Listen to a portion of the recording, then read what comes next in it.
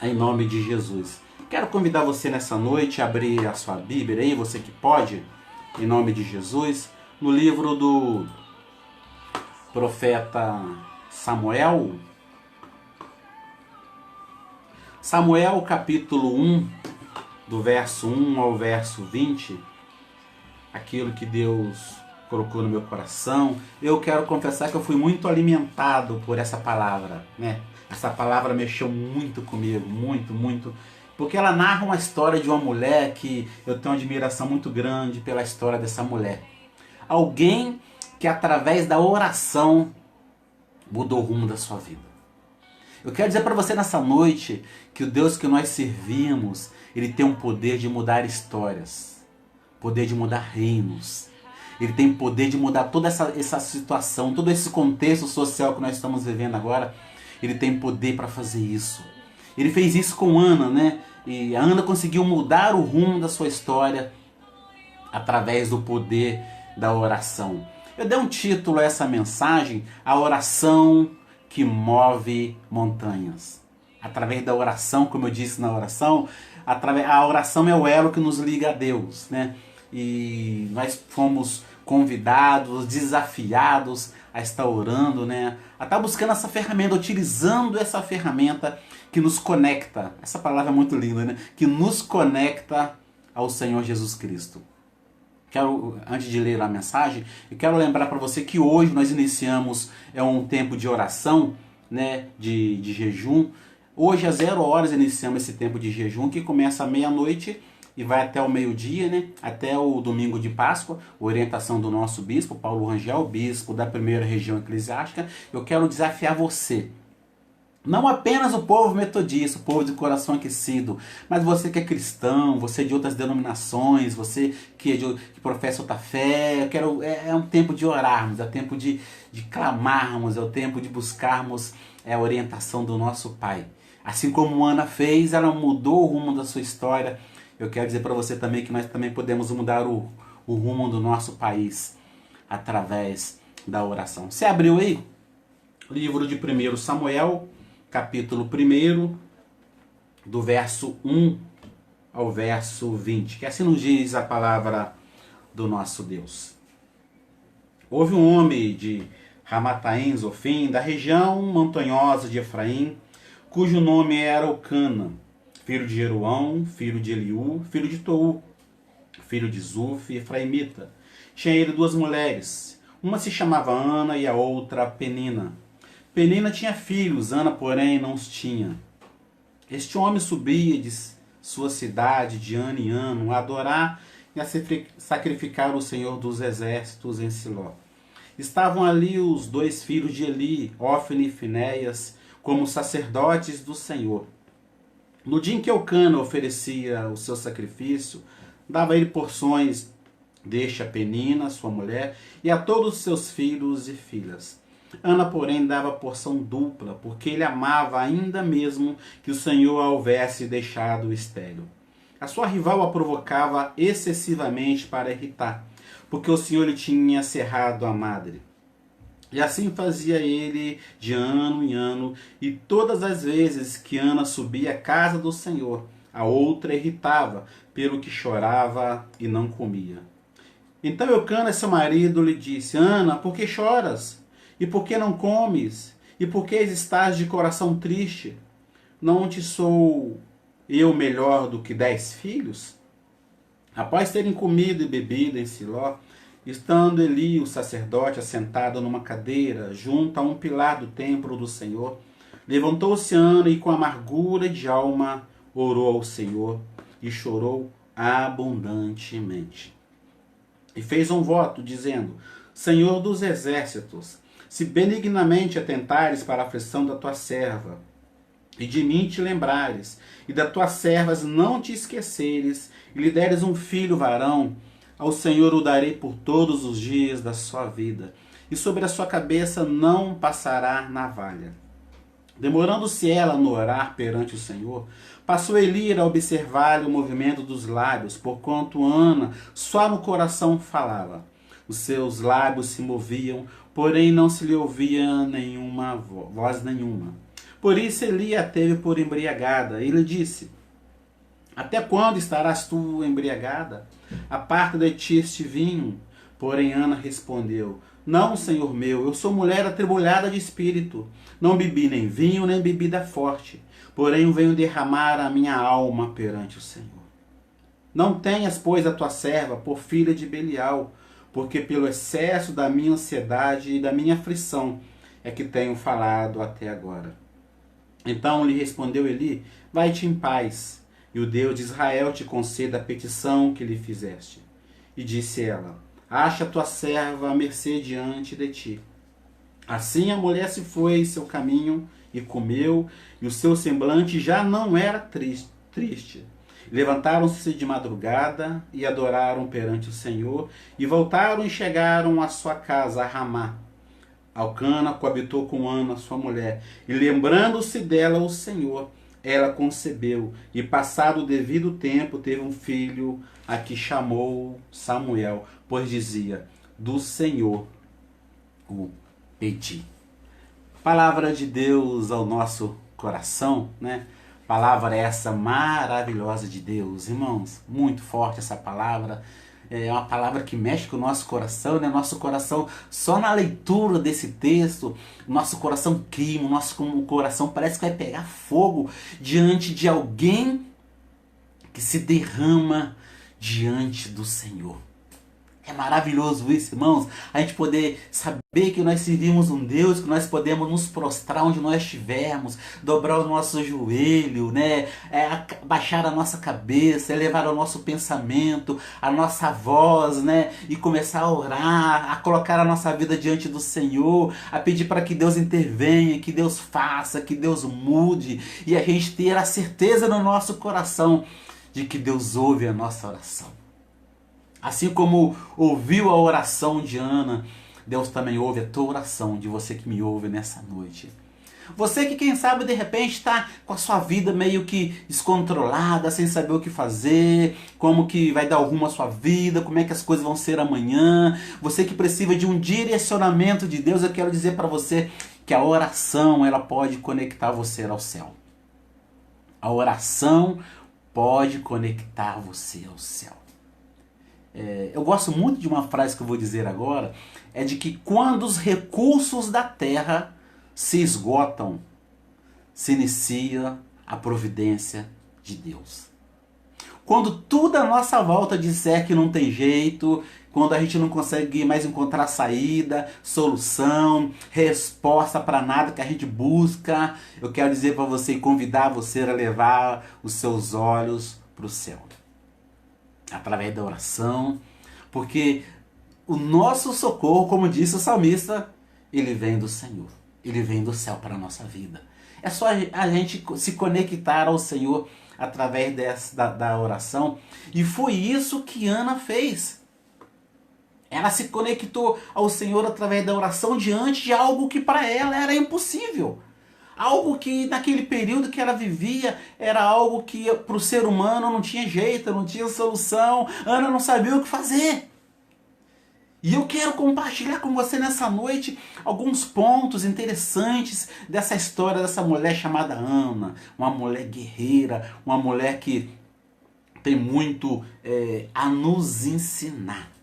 Um bom exemplo, né? Eu acho que um bom exemplo de oração a gente pode usar tantas outras pessoas, né? Mas em especial nessa noite eu quero falar com você um pouquinho sobre Ana.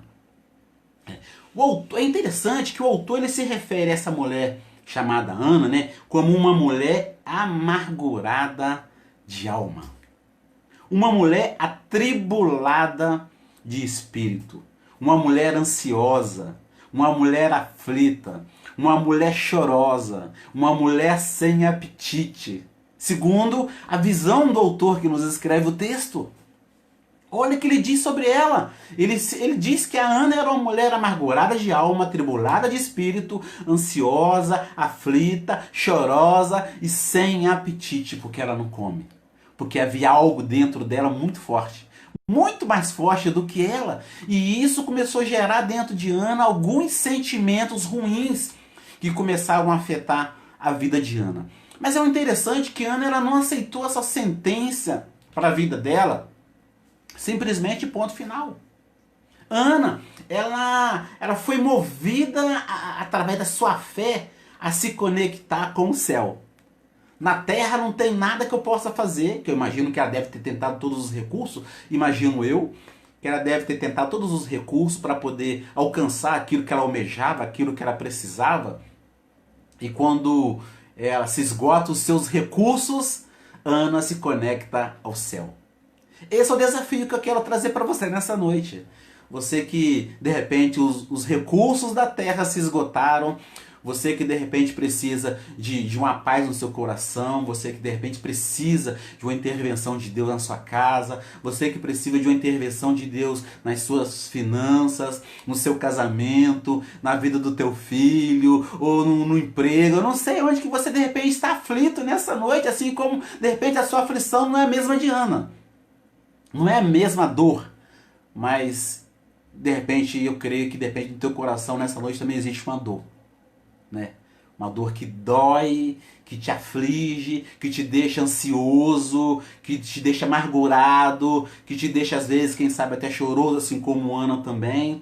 Né? Eu quero desafiar você a se conectar ao céu através da oração, através desse texto, através dessas lições que Ana teve e que mudou a sua história e que vai mudar a sua também em nome de Jesus. Diante dessas definições que o autor traz para a gente sobre Ana, nós podemos dizer que Ana é a representação do ser humano e de suas inquietações nesses tempos de incerteza. Vou repetir, Ana, ela é a representação do ser humano e de suas inquietações. Qual é a sua inquietação nessa noite? Qual é a sua inquietação nesse período de crise? O que está mexendo com você? O que tem tentado tirar a sua paz, roubar a sua alegria, tirar do teu sono? O que tem mexido com você? Qual é a sua inquietação? O que está te causando, de certa forma, uma inquietação no teu coração? Ana era o desejo de ter um filho e não poder gerá-lo. Mas de repente a sua inquietação é uma outra. Mas assim como Ana, você também tem uma dor, né? Tem uma inquietação, e eu quero dizer para você que Deus pode mudar isso na sua vida. Eu quero dizer para você que Deus pode entrar com a providência e mudar o rumo da sua história, da sua família, através do poder que há na oração. Ser mãe no tempo e no contexto em que Ana vivia, que onde uma mulher ela tinha o desejo de gerar um filho, era legitimar e dar dignidade às mulheres. A mulher que nesse período da história ela não tinha filho, que ela não tinha o dom de gerar o filho, que ela era infértil, né? A infertilidade nesse período da história era considerado uma maldição. Olha que coisa! Era considerado uma maldição sobre a vida da mulher não poder ter o dom de gerar filho. E não somente isso. Você conhece o contexto, só relembrando aqui, se nós formos lembrar, falando do período histórico, nós vamos nos lembrar também que a mulher também não era valorizada assim como o homem. Não tinha o mesmo valor, a mulher era discriminada. Não tinha assim, dado à mulher a mesma importância, né, que era dado ao homem. Né? Então você vê o contexto que Ana está inserida. Não ser mãe, além de gerar a dor no seu coração, ela está inserida num contexto onde a infertilidade era considerada uma maldição sobre a vida da mulher. E não somente isso, além de ela carregar também o fardo, né, nas costas, o peso, né, das costas, sobre não ter um filho. Sobre a diferença da mulher e do homem, o homem é valorizado, a mulher não é. Outro contexto social que não vai o caso agora, né? Mas só para a gente tá relembrando aqui o peso que está sobre a vida, sobre Ana. O peso que essa mulher está carregando sobre a sua vida, né? E além de tudo isso, né, como se isso fosse pouco, o texto vai dizer pra gente que ainda existia uma pessoa, uma rival, né, que o texto chama de Penina, né? Existia uma mulher também por nome de Penina, que ridicularizava a Ana, tratava ela mal por ela também não ser mãe. Olha que coisa difícil, irmãos. Que situação complicada sobre a vida dessa mulher. Penina, irmão, ela é a representação de uma sociedade que muitas vezes cobra de nós atos e posições que muitas vezes não somos capazes de cumprir. É verdade. Vivemos hoje em dia, né, numa sociedade que coloca esse peso sobre nós. É uma responsabilidade. Temos que dar conta de situações que muitas vezes não conseguimos dar conta. Mas a sociedade coloca isso sobre nós. E Penina ela é a representação dessa sociedade. Que coloca esse peso, esse fardo sobre nós. E que muitas vezes a gente não dá conta. Né? Não damos conta sozinhos, né? Mas com Cristo, né, a gente pode todas as coisas. Com Cristo no barco, tudo vai muito bem. Né? Tem um corinho que diz, né? Com Cristo no barco, tudo vai muito bem. Vai muito bem. Vai muito bem. Com Cristo no barco, irmãos. Tudo vai muito bem. Porque Ele nos sustenta. Ele nos guarda, né? Ele nos guia, Ele vai nos orientando, vai colocando sobre nós o seu bálsamo e nos fortalecendo na caminhada de fé para que a gente possa resistir a esses momentos difíceis. Mas o texto também vai falar pra gente de uma outra pessoa muito interessante no texto também, que é o Cana, né? Que era o marido de Ana, né? O Cana, ele demonstra a Ana um amor muito bonito, muito gostoso de serviço através do texto que nós lemos aqui. Mas o amor que não é capaz de compreender o que se passa no coração de Ana. Ele ama Ana. Mas esse amor ele não é capaz de compreender na profundidade a dor, a tristeza, a aflição que está no coração da sua mulher. Alcana, né? Ele é capaz de olhar para Ana e tentar aquietar o seu coração, dizendo para ela: olha, eu não sou melhor do que 10 filhos para você. Essa fala de Elcana, irmãos, nos leva a entender que Elcana, ele amava muito a sua esposa Ana. Um amor, um carinho grande por ela. Ele diz: eu não sou melhor do que 10 filhos.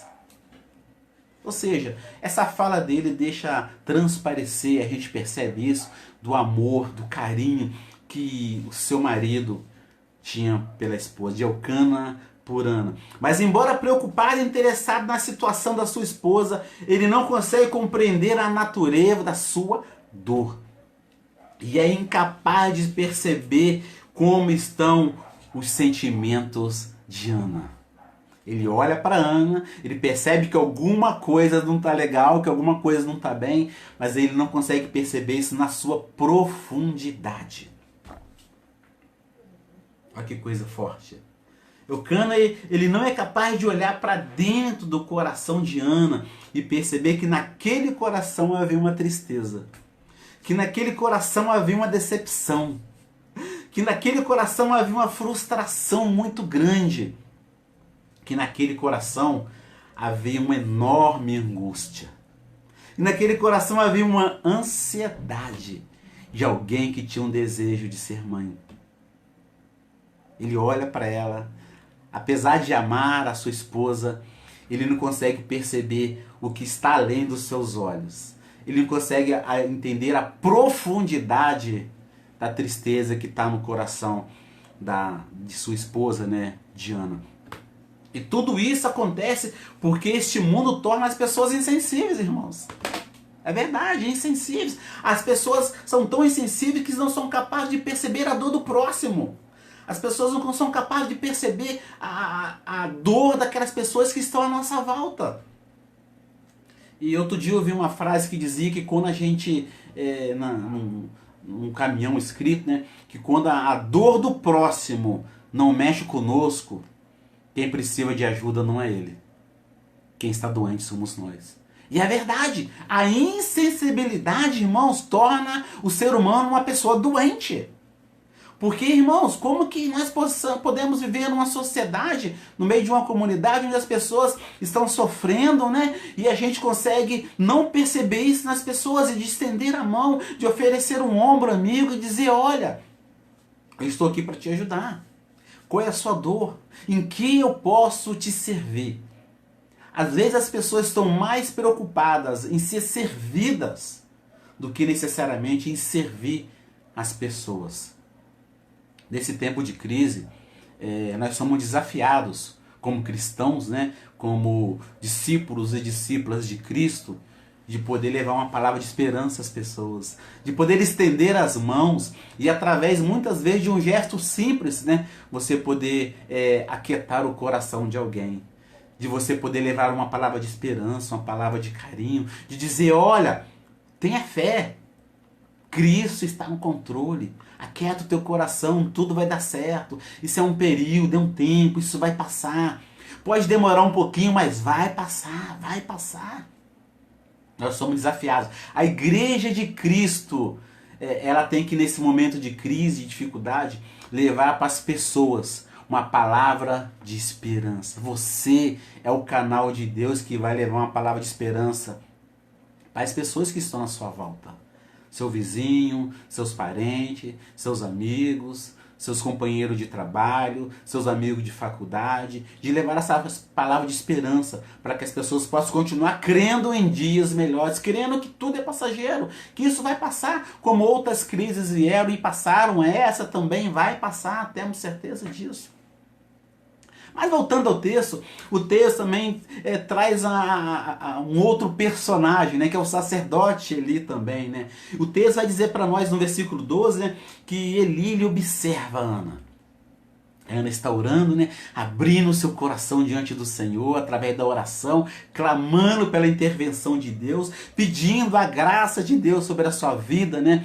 E o sacerdote ali começa a observar ela. Você pode, se você tiver com a sua Bíblia aberta, o versículo 12 fala sobre isso, que o sacerdote ali observa Ana. No versículo 13 ele começa a interpretar o que está acontecendo. No versículo 14 ele chama a atenção de Ana. No versículo 15 ele ouve o que Ana tinha para dizer. E no versículo 17, ele libera uma palavra de bênção sobre a vida de Ana. Nós somos desafiados a abençoar a vida das pessoas. É por isso que eu estou aqui hoje. É por isso que a pastora Denise estava aqui transmitindo uma live no domingo à noite. É por isso que a seminarista Paola no domingo de manhã trouxe uma palavra na escola dominical. Uma palavra para poder fortalecer a nossa fé, a nossa esperança. E isso é maravilhoso, uma palavra de bênção sobre a vida das pessoas.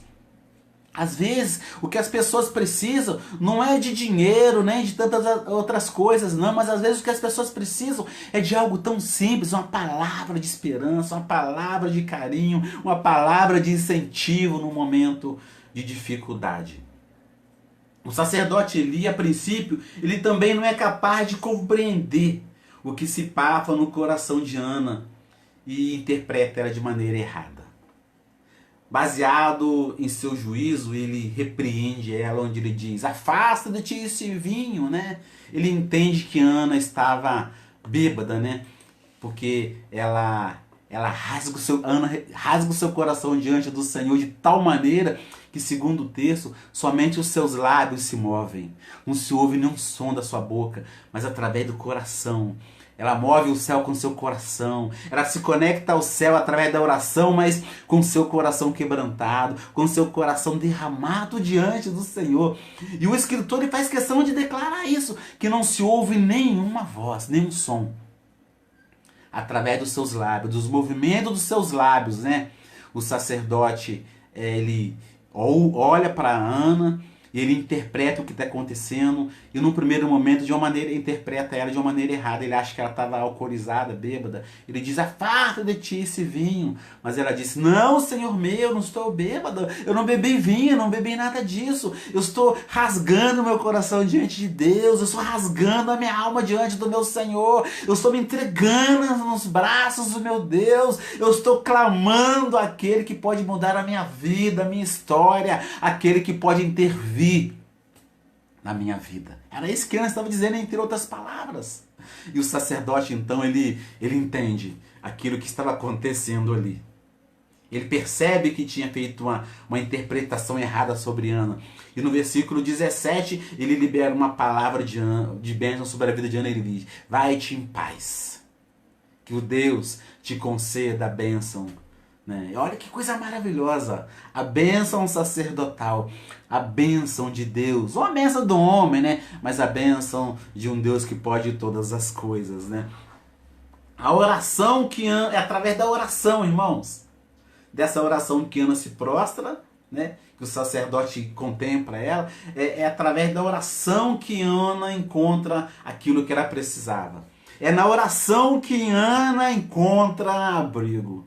É através da oração que Ana encontra consolo. É através da oração que Ana se encontra com Deus. É através da oração que Ana se conecta ao sobrenatural. Irmãos, olha que coisa tremenda.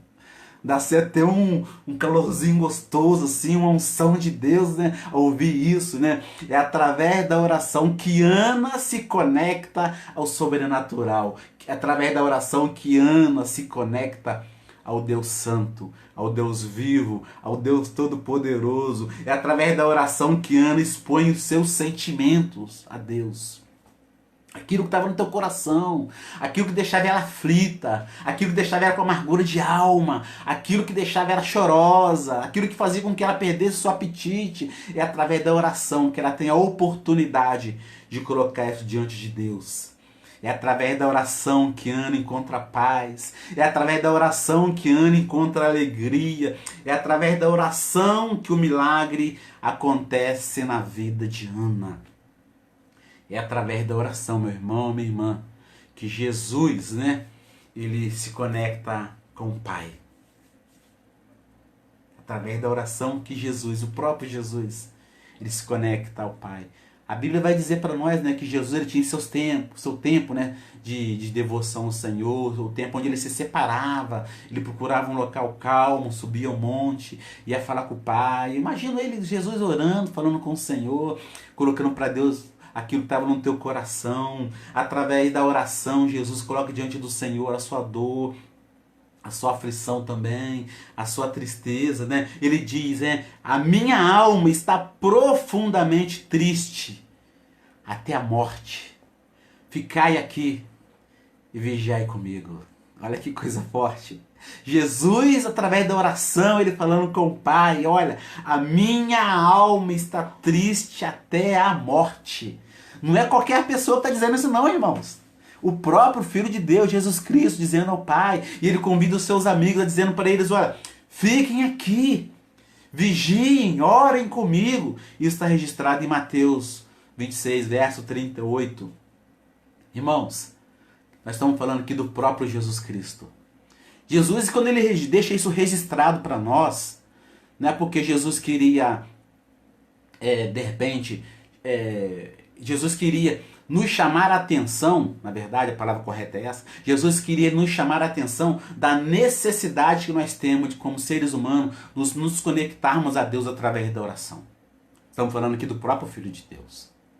Imagina, né, os amigos de Jesus olhando toda aquela situação, né, Jesus olhando, a esperança deles estava em Jesus. Eles estavam caminhando Jesus, Jesus era o mestre, é aqueles que estavam seguindo.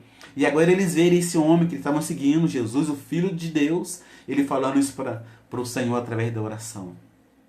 Que a alma dele estava profundamente triste até a morte. Jesus deixa isso registrado com uma finalidade. Mostrar para mim e para você que nós não somos super-homens. Que sem Jesus nós não podemos fazer nada. Nós precisamos dele a cada dia, a cada instante da nossa vida, que nós precisamos nos conectar ao céu, precisamos nos conectar a Deus a cada dia, a cada instante da nossa vida, para que o nosso socorro venha do Senhor e traga refrigério à nossa alma. É através da oração que Jesus fala com o Pai e com seus amigos. Jesus coloca para fora os seus sentimentos, e devemos fazer o mesmo, irmãos e irmãs. Precisamos, como igreja, como cristãos, como homem, como mulher, precisamos nos achegarmos diante do Senhor, com o nosso coração quebrantado, abrir o nosso coração diante do Pai e falar, Senhor, olha para nós, olha para o nosso país, Senhor, olha para a nossa cidade, olha para o nosso estado, olha para a humanidade, Senhor, olha para a terra, Senhor, sara a nossa terra, Senhor.